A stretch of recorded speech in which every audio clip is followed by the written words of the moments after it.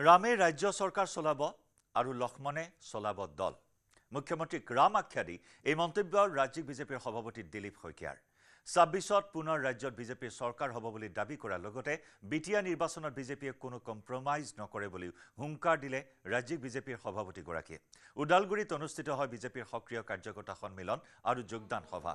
ওদালগুৰি জিলা বিজেপিৰ উদ্যোগত অনুষ্ঠিত এই অনুষ্ঠানত উপস্থিত থাকে ৰাজ্যিক বিজেপিৰ সভাপতি দিলীপ শইকীয়া, মন্ত্ৰী পীযুষ হাজৰিকা, বিধায়ক দিগন্ত কলিতা, পল্লৱ লোচন দাসৰ লগতে বিটিআৰৰ কাৰ্যবাহী সদস্য তথা বিজেপিৰ কাৰ্যকৰ্তাসকল।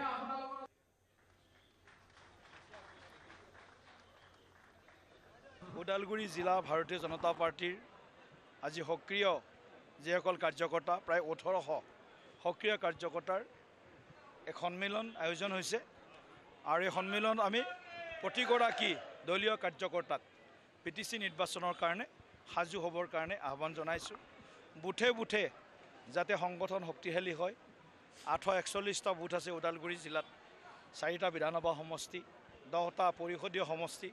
গোটেইকেইটা পৰিষদীয় সমষ্টিত ভাৰতীয় জনতা পাৰ্টিক আৰু অধিক শক্তিশালী কৰি বিটিচি নিৰ্বাচনত যাতে আমি ৰাইজৰ আশীৰ্বাদ লাভ কৰিব পাৰোঁ।